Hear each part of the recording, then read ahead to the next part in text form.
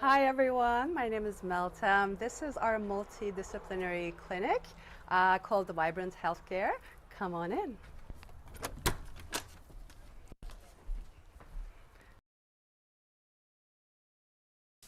This is my little consultation room. Here are some forms which I'm going to talk about a little bit later when I talk about what I do, Heilkunst and homeopathy.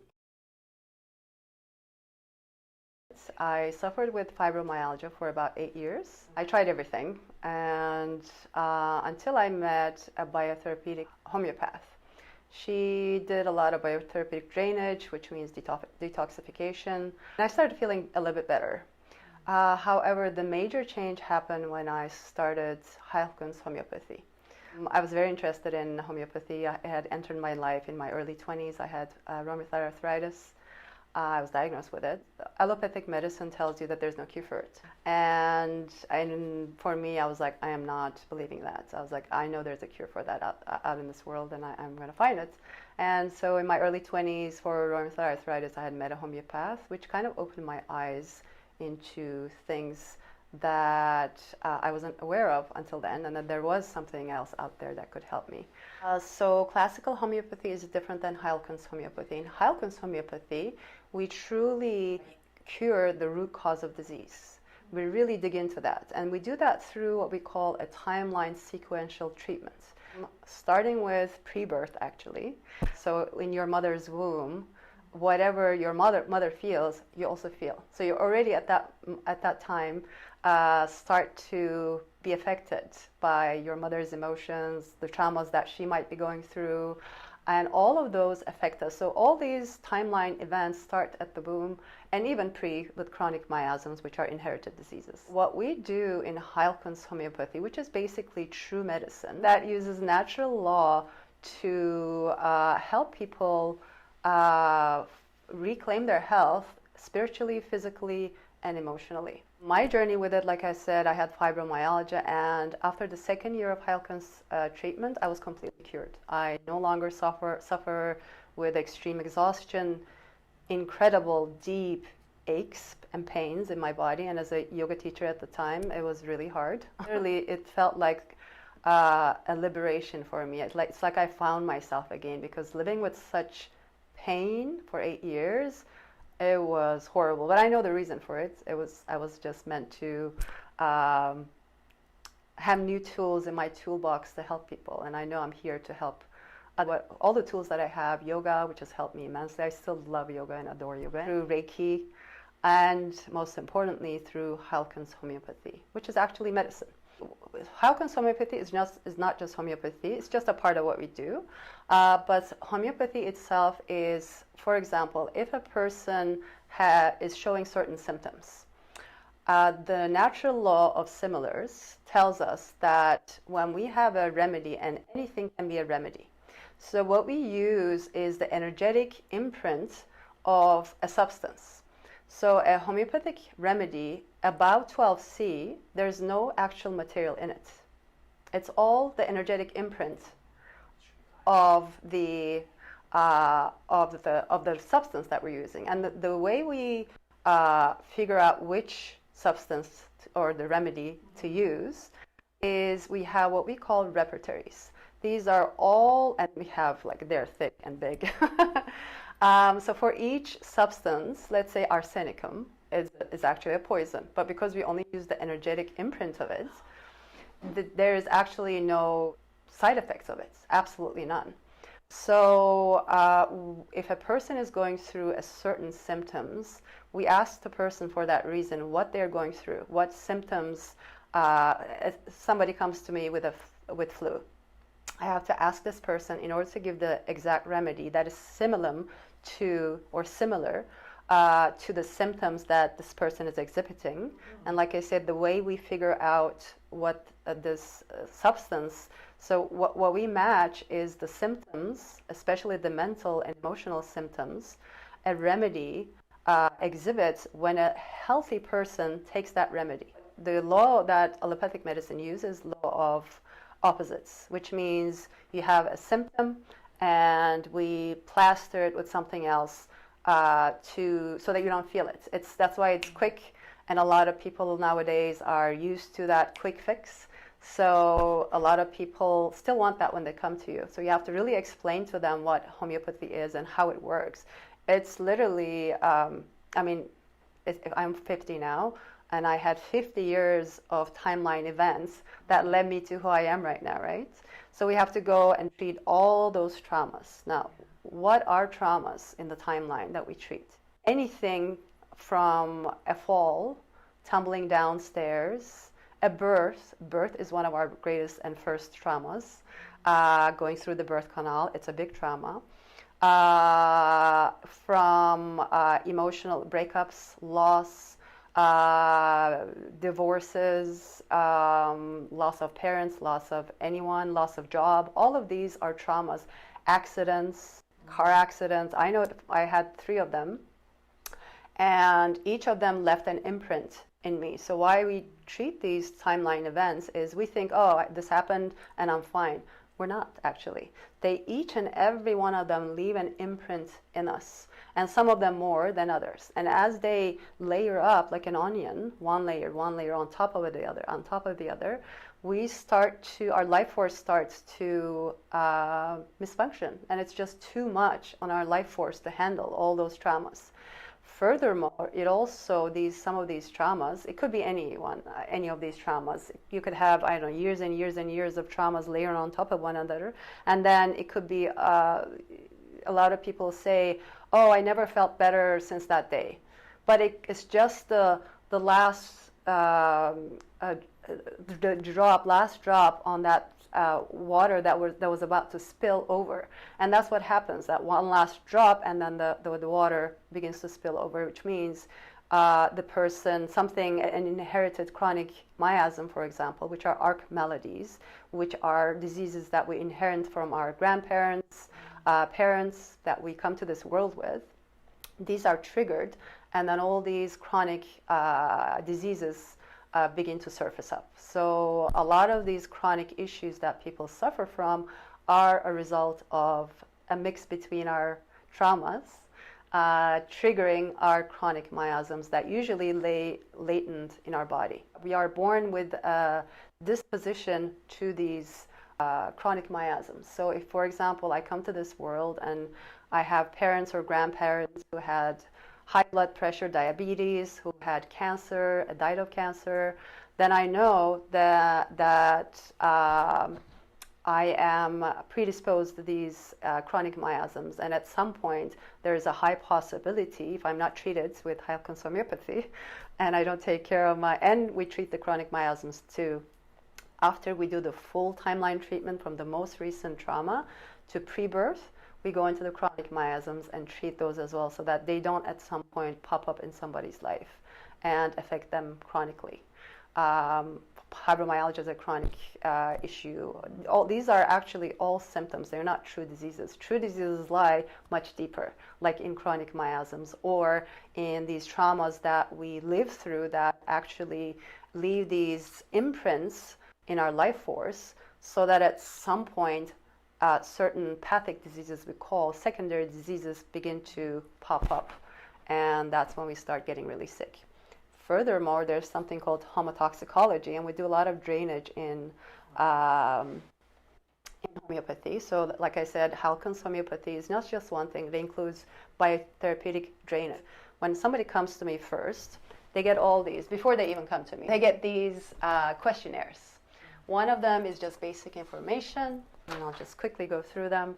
And it's about blood type. We follow a blood type diet, which means, for example, each person, let's say I'm O blood type, and I am, there are certain foods that are neutral for me, there are certain foods that are poison for me, and there are certain foods that are healing for me. And this is in Deadoma's book, Eat for Your Blood Type, and it's fascinating.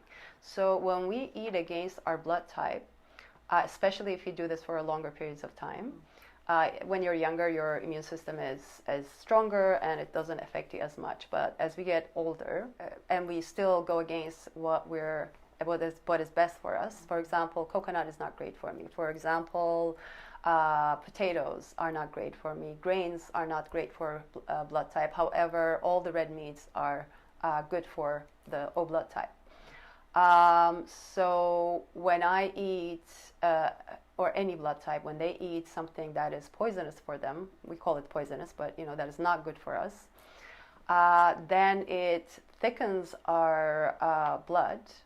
It agglutinates it, and it slows our metabolism, so that that in turn affects our immune system and the functioning of our metabolism just in general. So it's actually pretty important. So we always ask the blood type, and also other typologies, which I'm not going to get into right now. They're a little bit more complicated. General info, and also main concerns, because I want to know what they're coming to me for. So a certain person, main concern may be, I don't know, I'm constantly sick.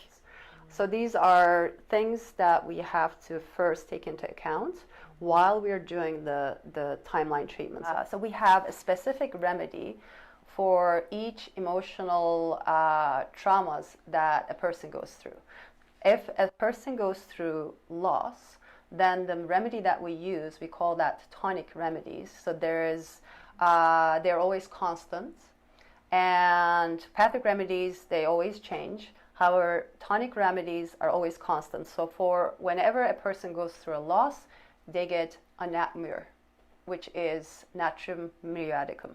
Or if a person is went through an event that made them angry, then we would use, for example, Staph aureus. Again, why these remedies? Because in our repertory, it says that the person that takes that remedy exhibits these symptoms. So we match the what the patient comes to me with what a healthy person experienced when they took this remedy. And that's how we match it, and that's why it's called the law of similars. So when an artificial disease that we create with the remedy and we put it into that person, the diseased person, superimposes itself on the actual disease by the law of similars, it annihilates and completely destroys the actual disease. This is where I ask them about their general regimen, we call it, meaning this consists of all their food intake, what they eat, what they take, what pills they take, what vitamins they take, as well as how they sleep. How is their sleep pattern? Are they sleeping well? Are they sleeping too late, too early, too much? All of these affect a person's health, including exercise. Is the person exercising enough? Is the person exercising the right way? Constantly running, for example, we don't recommend to a person, because you're literally activating constantly your flight and fright response, and you're basically slowly killing yourself. That's how interesting it is. Things that we don't know, right? So we do recommend movement daily, but not running daily, for example. So there are certain things that we recommend. Also a slow burn, weight exercise, etc. So we take note of everything before we see the patient, so that I have a good idea of how they live their life and what I can recommend them in regards to nutrition, whether it's blood type, metabolic type, or glandular type, which I said, again, I'm not going to go into. If the person is more sick, we usually do the metabolic type. If they have a medium health, then we would look into glandular type. If they're pretty healthy and they have a few things here and there, then we would take them into blood type dieting. And along the way, as they get healthier, we would also switch the diet that they have. So we look at the whole person again. Like I said, we take into consideration everything that they do in their life. So, for example, a simple nutritional issue could cause a disease, a pathic disease. For example, too much vitamin C or lack of vitamin C. All these could actually cause disease or symptoms in the body, where they act like a disease and you're having all these symptoms. But if you just fill in the gaps, sometimes the person all of a sudden starts feeling better and there was no actual disease, it was just a nutritional gap. So we always make sure that we take care of that first. And then as we do that, we always give the person a daily dropper, And within the daily dropper, we have what is called a constitutional remedy. Constitution is spoken about in many different healing modalities. Ayurveda, for example, talks about it. I've done a little bit of Ayurveda when I was doing my yoga teacher training. And the type that we are born into affects our fears, so this is what we come to this world with. It affects what we like, what we dislike, and it is fascinating because it's spot on, even more so than I found astrological types. Affects how we sleep, the way we sleep. It is fascinating, and it's so spot on for everybody. I've done so many constitutional intakes now, and seeing how spot on it is fascinating to me, and it taught me so much about myself too. A lot of the times it's like, what is wrong with me? Why do I fear the dark? Or why do I have this? And why do I, think like that? And why am I such a love bug? Phosphorus, they're all about love, love, love, love, love. And it's, the whole world they see in a little hearts. And all they want is love, love, and soulmate, and this and that. So that's their whole, that's what drives them. So the first question here, for example, this is a constitutional intake. It's pretty long, which helps me determine what the person's constitution is. And taking the constitutional remedy actually helps the person's immune system. So it actually strengthens their immune system. Yeah. Because they're taking remedy according to their constitution, what they came to this world with. There's one of the first questions. What is your main motivation, driving force in life? Possibilities are passion, emotional reward, love, security, place in hierarchy, ideals. Love is for phosphorus, which is my constitution, for example. Passion is for sulfur, and they all relate to a constitution. There's also derailed or diseased constitutions. So, for example, if somebody goes through, we all go through traumas, but somebody severely heavy emotional traumas for a prolonged period of time, then this person, the way they came, we call this genotypes, the constitution that they came here with begins to shift into what we call a phenotype. And that is a disease constitution. It's basically their armor. They put on an armor, a layer, so that they can survive in this world. It's basically a protective mechanism for the person to put on so that they can continue existing in this world because they had all this trauma and they feel the need to layer up, right? So that's the phenotype, and it literally changes the way the person sees the world. They start seeing the world from a different lens. That's what constitutions do for you.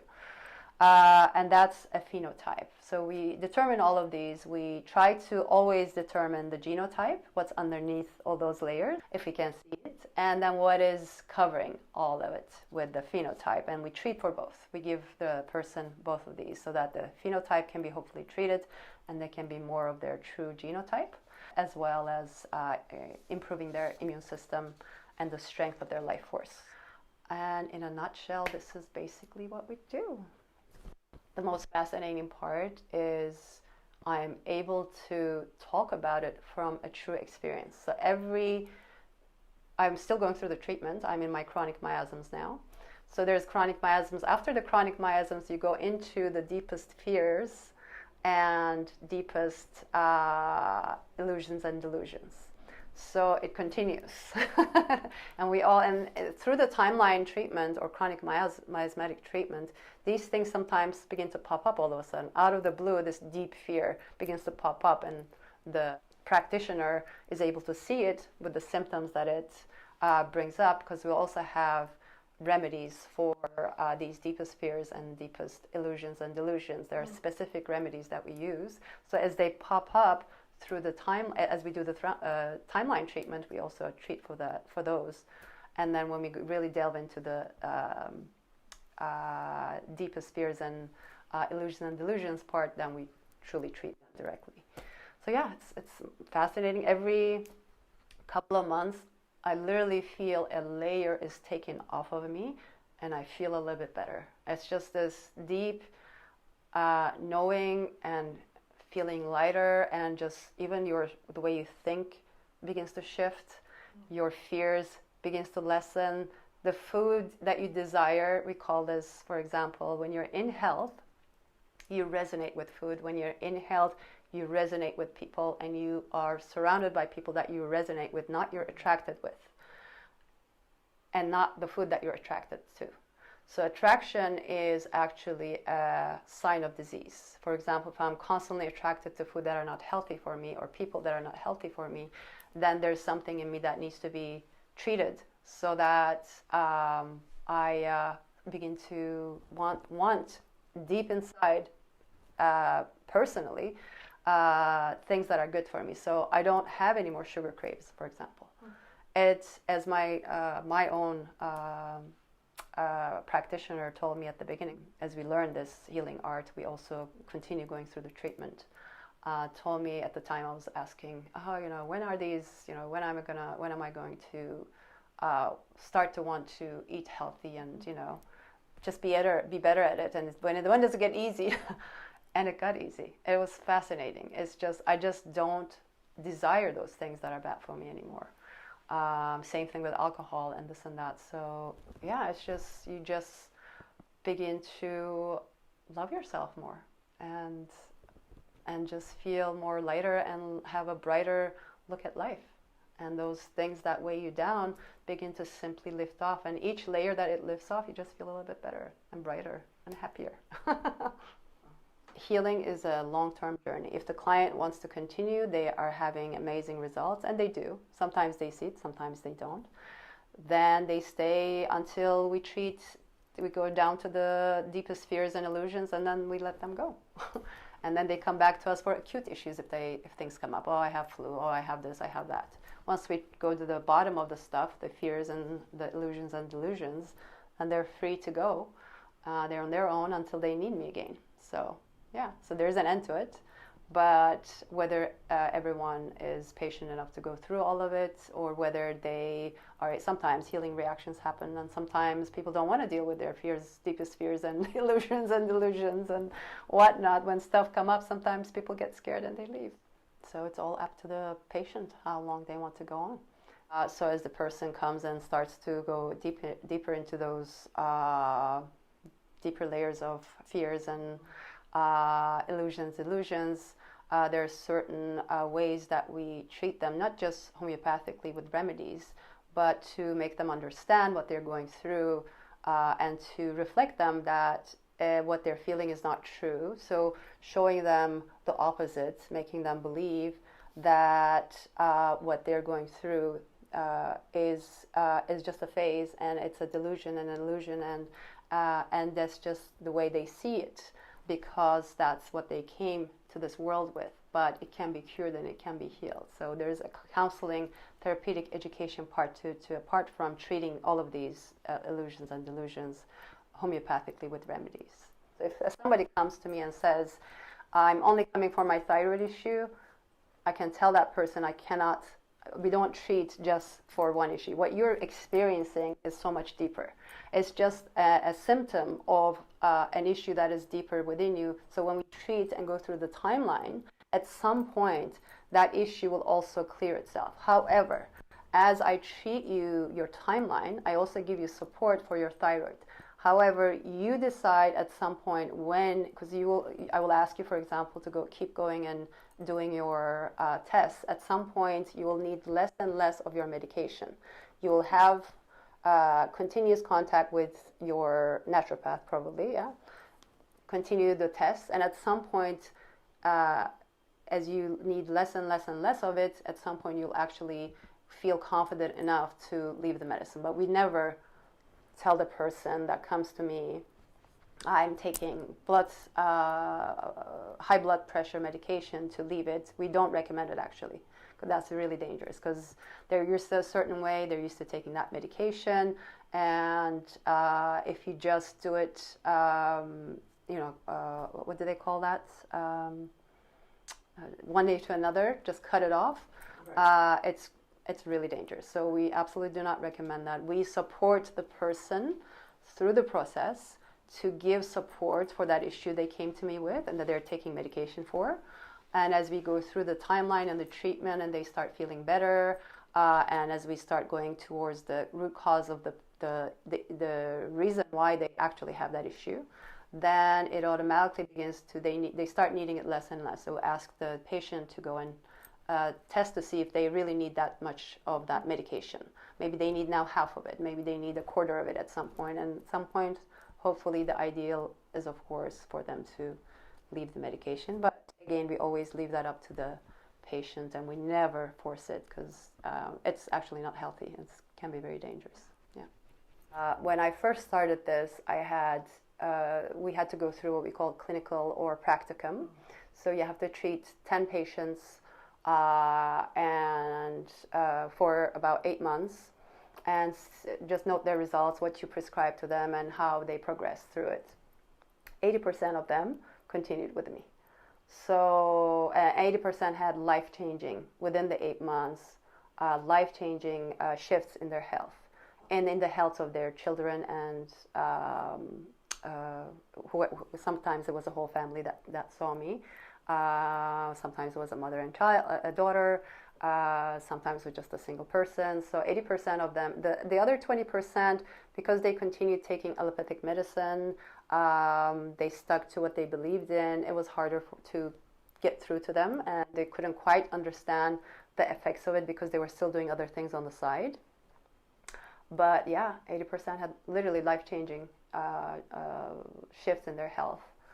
So from my own experience, I can talk about in my first initial, and I was still a newbie then, 80% continued with me and still continue with me with their treatment. So yeah.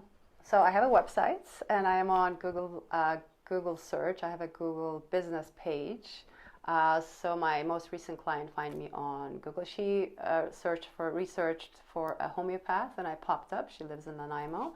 So that's how she found me, with her son, for example. However, I have a website. It's www.vibrant-health.care.